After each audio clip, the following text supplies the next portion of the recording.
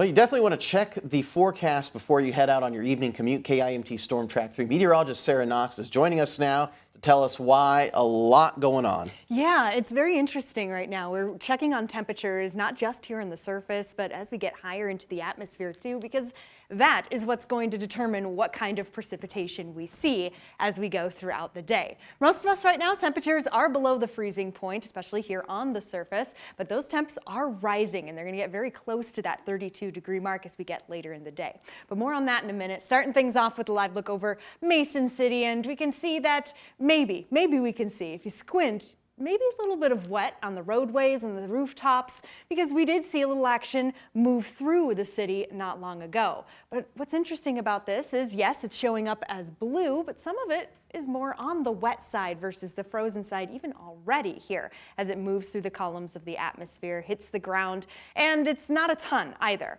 It is just the very beginning, starting to make way through Albert Lea, through Austin, just continuing. St. Ansgar getting some of that action as well. Spring Valley are next. Rochester could even see a little of this if it doesn't erode away. That's another key point. Dry air, and there's a lot of it floating around the upper Midwest right now. So that's going to also interact with what we see higher in the atmosphere and what we see here on the surface. Of course, we're here to tell you all about that and to give you just the update that yes, there is a chance that we could see a little more of this starting to hit heavier on the ground as we do get into the evening hours. So let's push forward on future track. It looks a little more widespread here, but what we're really paying attention to are more of the darker blues. This is around 6 p.m. So again, during that evening commute, places like Albert Lea, Austin, Northwood getting a little of that pink mixed in there as well. Thus the chance for freezing rain slash snow, that mixture as we call it. The chances last as we get into the overnight hours, swooping through as we get into around 3 a.m., more so on the snow side at this point because of those temperatures.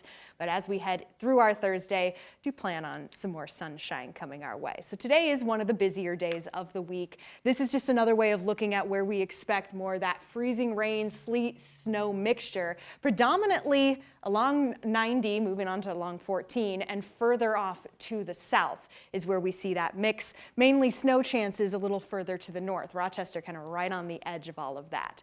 Now, like I said, it's going to be very dependent on temperatures, and I mentioned that we will be warming up here as we get later into the afternoon. Now, this particular graphic shows 29 degrees. 32 is the magic number, and this is just an average of the entirety of the area. Ultimately, we are saying we're going to stay right around that 30-degree mark, but many of us could go a little above it, stay a little below it. That's why we're watching for the mixed precip with more snow this weekend.